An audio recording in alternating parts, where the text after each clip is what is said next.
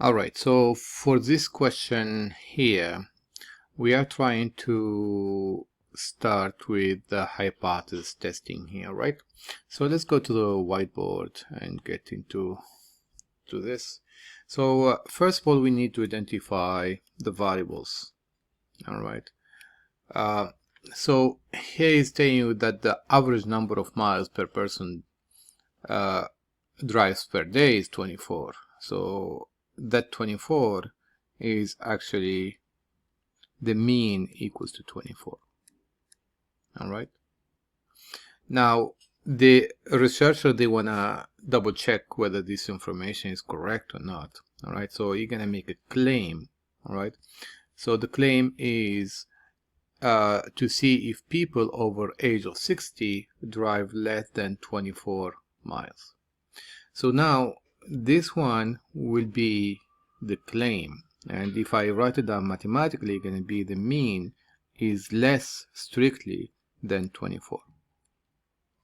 Now obviously, because the mean is less than 24, has no equal sign, this will be considered H1, and because it's written over here on the text, so you're going to be considered as well the claim. All right, so your claim is H1, the mean less than 24.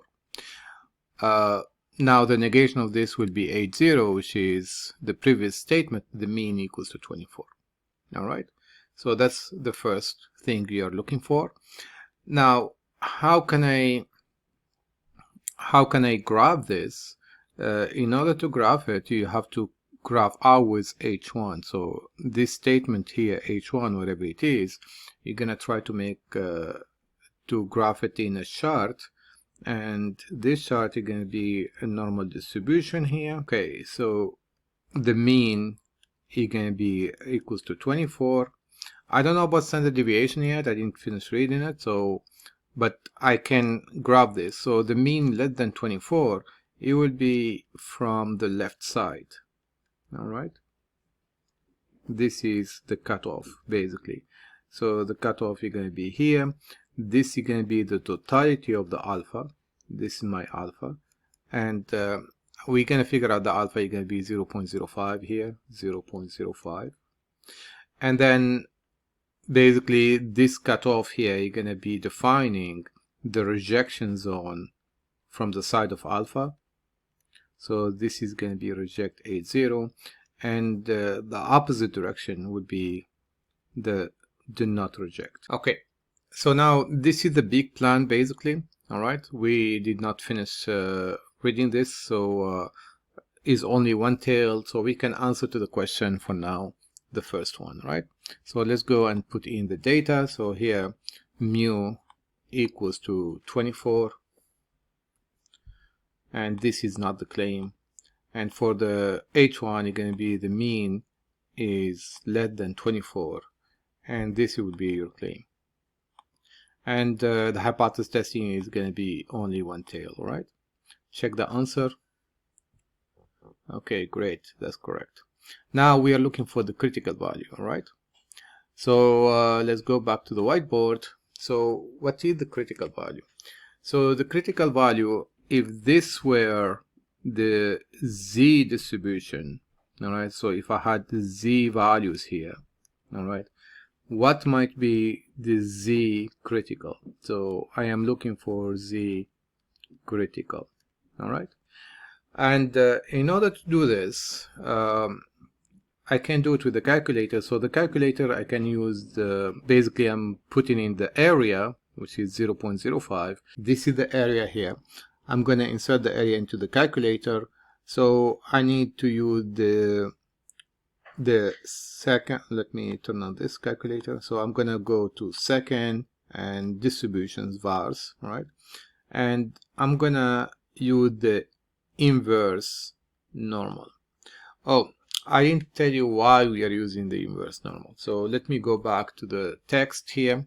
So we collected the data of 32, sample equals to 32. So the n here equals to 32. And from this sample, we figure out that the mean number of miles driven is 22.9. So this is x bar is going to be 22.9. Now, which is really important here, is this statement that they are saying the population standard deviation, all right, is 3.1. So what does mean this? This means that sigma is going to be 3.1. And sigma is the population standard deviation, so is known, all right? So whenever this is known on your book, you are using the Z distribution or Z table. Okay, that's why we are using the Z distribution. And there's another factor as well, because this one is greater than 30. All right, so we have the two factors satisfied. The n is greater than 30. The sigma is a population standard deviation is known, so we can definitely use the Z table. All right, so now that's why we have to use the inverse normal. So let me repeat the process. You go to second vars, that's distribution, you go to number 3, inverse normal, you enter. So you're going to enter the area. The area that you're going to be entering here is always the left side of the number that you want, right? So it happened here, this one is 0.05, so 0.05, and then you keep the mean 0, sigma 1, paste it, enter, enter, and this is going to be minus, so this value is going to be minus 1.64 and 48. All right, so you wanna round this value. Let's go back to the, you want to round this value to 2 decimal places. All right, so this is going to be minus 1.644, so 4 here, and check it. Okay, it's great. Now we want to compute the Z statistic, all right, the Z score.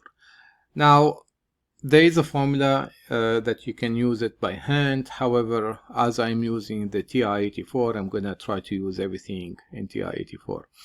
All right, so for this, I'm going to go back to the whiteboard. I'm going to finish reading everything. So the population is 3.1. Alpha is given to you here. So alpha is equals to 0.05 is right here. And that's basically it, right? So you have all information, and is there sufficient evidence finally to figure out that in support of the claim or not, right? Another statement that is important, that they are assuming here all variables normally distributed. So you are using a normal distribution in the beginning, all right, before the sampling. Okay, I just need to go to statistics, all right? In statistics, you have a test table here, so I'm going to go to tests, and then I'm going to use the Z test. All right, this will calculate everything for me. So enter, and you don't have the data in the list, so you have a statistic of the data. So you're going to go to stat and enter, and you have just to fill up the variables here. So the mu0, we know mu0 is 24, that's the mu0. The sigma is known, and we know is 3.1. The x bar is known, which is equals to 22.9. And as well, we have the n, and the n is equal to 32.